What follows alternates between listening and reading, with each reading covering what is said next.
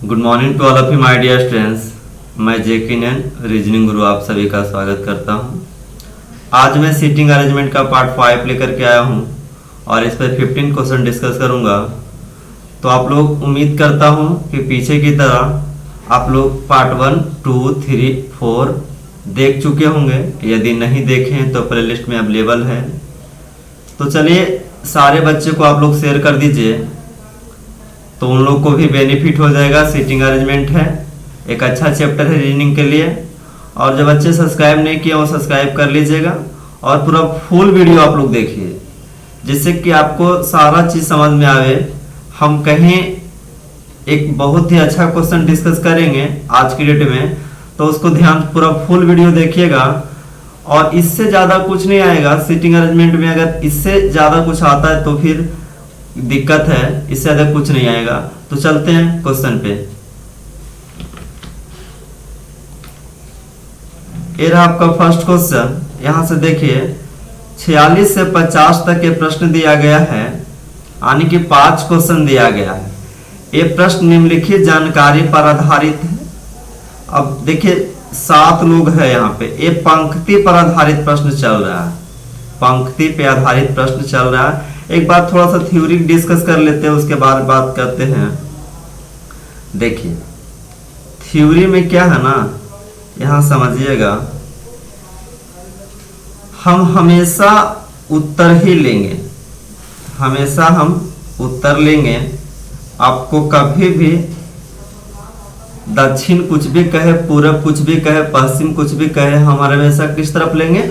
उत्तर में लेंगे। और उत्तर लेने का ये अर्थ हुआ कि ये आपका राइट हुआ और ये आपका लेफ्ट हुआ। ठीक है, इस तरफ राइट और इस तरफ, यानी जिस तरफ आपका राइट हैंड है वो आपका राइट हैंड होगा और जिस तरफ आपका लेफ्ट हैंड है वो आपका लेफ्ट हैंड होगा। इस बात का ध्यान रखिएगा। एक बात और, अगर कोई कह देता है कि पूरब में है, किस दिशा में? पूरब में, तब आप क्या कहिएगा?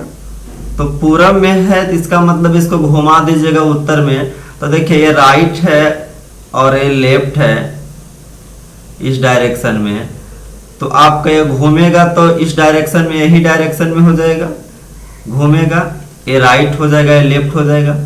तो उम्मीद करता हूं इस बात को समझ गए होंगे। अगर समझ गए होंगे तो आगे बढ़ते हैं। देखिए इस सबको मिटा देते हैं, है ना, बेकार की बातें ही सब, समझ रहे हैं?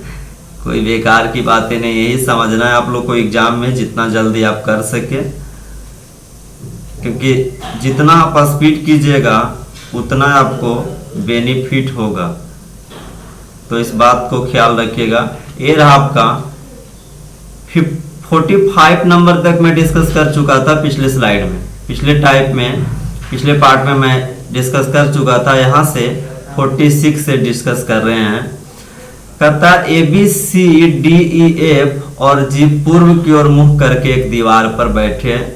पूर्व की ओर मुख करके बैठे, इसका यह अर्थ हुआ, देखिएगा बात को समझिए, कि बच्चा इस तरीके से बैठा हुआ होगा, देख रहा होगा, तो ये आपका राइट होगा, अभी बताएं, और ये आपका लेफ्ट होगा। तो इसको जब आप घुमाइएगा उत्तर के लिए मूव कीजिएगा तो ये आपका लेफ्ट हो जाएगा, ये आपका राइट हो जाएगा। तो हम वही करते हैं कि 7 लोग बैठे हैं, तो 7 को यहाँ पे हम अभी कुछ नहीं करेंगे, अभी हिंट लिखेंगे। डी के ठीक दाई, यहाँ देखिए हिंट लिखते हैं। डी के ठीक दाई कौन है? तो सी है। बी किसी अंतिम छोर पर है तथा उसका पड़ोस में ई है। बी किसी भी अंतिम छोर पर, अब देखिए हम 7 को बना लेते हैं। 1 2 3 4 5 6 7। 2 कंडीशन लेके चलते हैं जिससे आपको यह समझ में आ जाए। बी किसी अंतिम छोर पर है तथा उसका पड़ोसी कौन है? ई है। ऐसा भी हो सकता है, एक ये भी कंडीशन हो सकता है कि बी अंतिम छोर पर है और उसका पड़ोसी कौन है? ई है। ठीक है, बी किसी अंतिम छोर पर है और उसका पड़ोसी ई है। देखिए ई है। अच्छा, जी ई और एफ के बीच में है इसको हिंट कर लिए, इसको हिंट कर लिए। अब ई लिख रहे हैं जी ई और एफ के बीच में है, जी जो है ई और एफ के बीच में है, जी जो है ई और एफ के बीच में है, ठीक है। डी दक्षिण की ओर से तीसरा है, दक्षिण की दिशा से यानी राइट से, दक्षिण की दिशा से यानी राइट से। तो ये देखिए होगा, ये तो कैंसिल हो जाएगा। तो डी जो है दक्षिण की ओर से तीसरा है, तो पहला दूसरा तीसरा, तो इसे कैंसिल कर देंगे। अब देखिए डी के राइट साइड सी है, तो एक बच क्या जाएगा, आपका बच जाएगा ए बच जाएगा। तो यहाँ आप लिख दीजिएगा ए, इसको कैंसिल कर देते हैं, इससे कोई मतलब रहा नहीं, है ना। इसी बात को हम क्योंकि दो कंडीशन लेके किए, जिससे ये समझ में आपको आए कि दो कंडीशन भी ले सकते हैं, तीन कंडीशन तक लिया जाता है कि क्वेश्चन सॉल्व करने के लिए। तो अब क्वेश्चन है निम्नलिखित में से कौन सा व्यक्ति का जोड़ा अंतिम सिरों पर बैठे व्यक्तियों का है। अंतिम सिरों पर बैठे व्यक्तियों का कौन सा जोड़ा है, तो कहिएगा बी ए, यानी जवाब हो जाएगा option number B A B. Option number B आपका जवाब होगा ए बी। बढ़ते हैं नेक्स्ट क्वेश्चन की ओर। ए रहा आपका नेक्स्ट क्वेश्चन, निम्नलिखित में कौन सी जानकारी ए के स्थान को ज्ञात करने के लिए आवश्यक नहीं है। तो सारे के सारे जानकारी आवश्यक थी, तो आपका जवाब हो जाएगा ऑप्शन नंबर डी, आपका करेक्ट आंसर होगा सभी जानकारी आवश्यक है। बढ़ते हैं नेक्स्ट क्वेश्चन। ए रहा 48 नंबर क्वेश्चन, डी निम्नलिखित में से किस जोड़े के बीच बैठा है। डी किसके बीच बैठा है, तो एफ और सी के बीच में, यानी सी और एफ के मध्य में बैठा हुआ है। तो ऑप्शन आपका ऑप्शन नंबर सी आपका करेक्ट आंसर हो जाएगा। बढ़ते हैं नेक्स्ट क्वेश्चन की ओर। ए रहा 49 नंबर क्वेश्चन, निम्नलिखित में कौन सा व्यक्ति सी से जगह बदल ले तो वह उत्तरी सिरे से तीसरा हो जाएगा। वह उत्तरी सिरे से यानी कि लेफ्ट से वह तीसरा हो जाएगा। तो कौन सा व्यक्ति जो है सी से जगह बदल ले। अच्छा, जगह बदल लेगा सी से, तो वह यानी सी जो है उत्तरी सिरे से तीसरा हो जाएगा, यानी जी जो है बदल ले तो सी जो है तीसरा हो जाएगा, यानी आपका जवाब हो जाएगा ऑप्शन नंबर ए जी से स्थान अगर सी बदल लेता है तो सी जो है उत्तरी सिरे से तीसरा हो जाएगा। एक और क्वेश्चन है इसके अंदर, ई के ठीक दाईं ओर कौन बैठा है, तो कौन बैठा है, जी बैठा है, यानी जवाब हो जाएगा ऑप्शन नंबर ई, आपका करेक्ट आंसर होगा। ई के ठीक दाईं ओर जी बैठा था, जी इसमें है ही नहीं, तो जवाब हो जाएगा इनमें से कोई नहीं। तो उम्मीद करता हूं कि आप लोग 5 क्वेश्चन का सॉल्यूशन बढ़िया से समझ में आया होगा, आप लोग कर भी लिए होंगे जैसा मैं उम्मीद कर रहा हूं। अगले क्वेश्चन की ओर चलते हैं 51 की ओर। देखिए यहां पर भी आपको 51 से 55 यानी 5 क्वेश्चन यहाँ पे भी दिया गया है। 7 व्यक्ति A B C D E और एफ जी उत्तर की ओर मुख करके एक सीधी रेखा में बैठे, ठीक है। केवल दो, अब देखिए हिंट हम लिख रहे हैं, यहाँ पे हम हिंट लिखते हैं, केवल 2 व्यक्ति एफ और जी के बीच बैठे हैं। एफ और जी के बीच में बैठने वाले जो व्यक्ति हैं कितने हैं, 2 हैं। बी के बाएं दूसरा जी है, बी के बाएं दूसरा जी है, और बी के बाएं दूसरा जी है। सी के बाएं और तीसरे स्थान पर डी है, सी के बाईं और तीसरे स्थान पर डी है। जी और बी के ठीक बीच में ई है, जी और बी के ठीक बीच में ई है ना। अच्छा आगे क्या है, और बी पंक्ति के दाईं छोर पर बैठा। एक बात स्पष्ट कर दिया कि बी जो है पंक्ति के बाईं छोर पर बैठा है, तो हम 7 स्पेस बना लेते हैं। ये रहा 7 प्लेस बना लिए। और बी जो है दाएं छोर से आपको कैमा स्थान पे, पहला स्थान पे यानी आखिरी पे बैठा है, पंक्ति के आखिरी में। बी पंक्ति के दाएं छोर पर बैठा है। अब देखिए इस हिंट को देखिए पकड़िएगा, है ना। बी जो है उसके बगल में ई बैठा है और उसके बगल में जी बैठा, यानी कह रहा था ई जो है बीजी के बगल में है, बीच में है ना, मध्य में है। तो ये तो हो गया। अच्छा ये भी देखे ना, हो गया, 2 बातें हो गया। अब यहां से जी के 2 लोग मध्य में है, जी और एफ के मध्य में, तो जी के 2 लोग, जी और एफ के मध्य में 2 लोग हो गए, ए भी हो गया। अब देखिए ये है डी और सी के मध्य में 2 लोग है, तो हम कहते हैं सी यहाँ है और डी आपका यहाँ हो जाएगा। ठीक है, हो गया। अब यहाँ बच क्या गया, तो ए बच गया, तो ये डाल दीजिए। बहुत ही आसान क्वेश्चन था, बहुत ही आसान क्वेश्चन था, लेकिन आपको हिंट आपको पहले लिख लेना है, जिससे बार बार आपको ऑनलाइन पेपर में लिखना ना पड़े। तो क्वेश्चन नंबर 51 देखिए, निम्नलिखित में से कौन पंक्ति के बाईं छोर पर बैठा है? तो क्या होगा, डी होगा, यानी जवाब ऑप्शन नंबर बी आपका हो जाएगा, आंसर डी होगा। ठीक है, बाईं छोर पर बैठा है। बढ़ते हैं नेक्स्ट क्वेश्चन, ए रहा 52 नंबर क्वेश्चन। निम्नलिखित में से 4 उपरोक्त व्यवस्था में अपने बैठने के निश्चित आधार पर एक समूह का निर्माण करता है, कौन इस समूह में शामिल नहीं है? मतलब कोई एक और है, तो आप कहेगा ए जी देखिए एक है, एक लोग हैं। सी इन लोगों के मध्य में एक लोग है। डी इन लोगों के मध्य में 4 लोग हो गए, ये तो कैंसिल हो जाएगा। ए एफ देख लीजिए, ए भी देखिए, ए जो है उसके बाद एफ लिखा है। जी भी देखिए, जी भी, यानी सब दाया है और ये बाया लिखा है। देखिए ए के दाया तरफ ही जी लिखा हुआ है, सी के दाया तरफ ही ई लिखा हुआ है, डी के दाया तरफ ही ए लिखा हुआ है, जी के दाया तरफ ही बी लिखा हुआ है, लेकिन ए के बाया तरफ एफ लिख दिया, जिसके कारण आपका जवाब हो गया ऑप्शन नंबर डी आपका करेक्ट आंसर हो जाएगा। ए और ए ऑड है। बढ़ते हैं नेक्स्ट क्वेश्चन की ओर, ए रहा आपका 53 नंबर क्वेश्चन। एफ और ई के बीच में कितने व्यक्ति बैठे हैं? तो कितने बैठे हैं यहां से यहां तक के बीच में? तो 3, यानी जवाब हो गया आपका 3 ऑप्शन नंबर सी, है ना। आसान, बहुत आसान है। ये रहा आपका 54 नंबर, निम्नलिखित में कौन पंक्ति के ठीक बीच में बैठा? तो कौन है?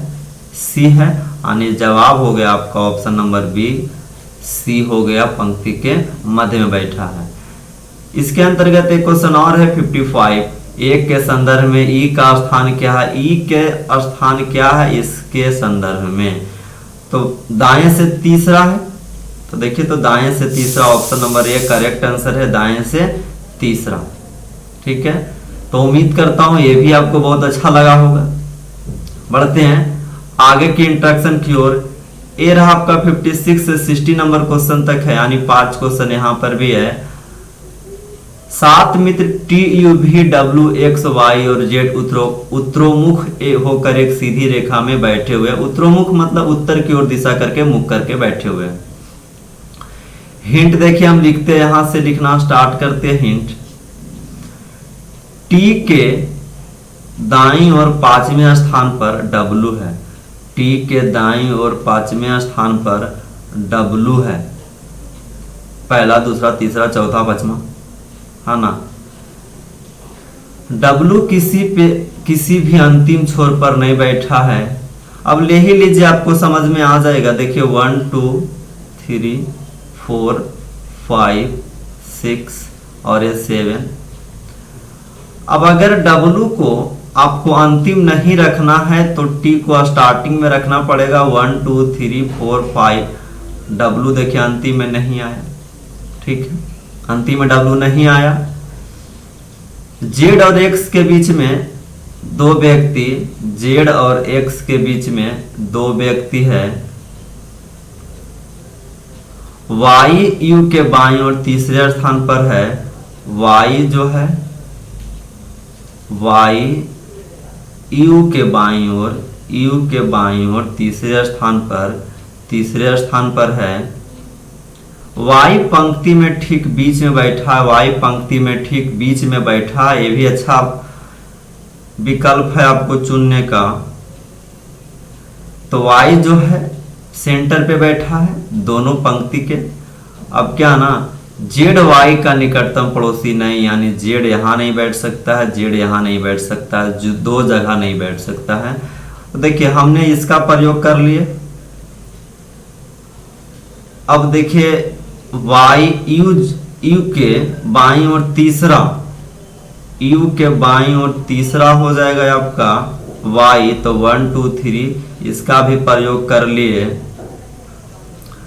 अब कहता है जेड एक्स के बीच में दो लोग हैं, तो यहाँ और यहाँ जेड नहीं बैठेंगे, तो जेड यहाँ बैठाइए और दो लोग इनके बीच में डाल दीजिए, तो जेड और एक्स के मध्य में दो लोग हो गए। ठीक है, समझ गए होंगे बात पे।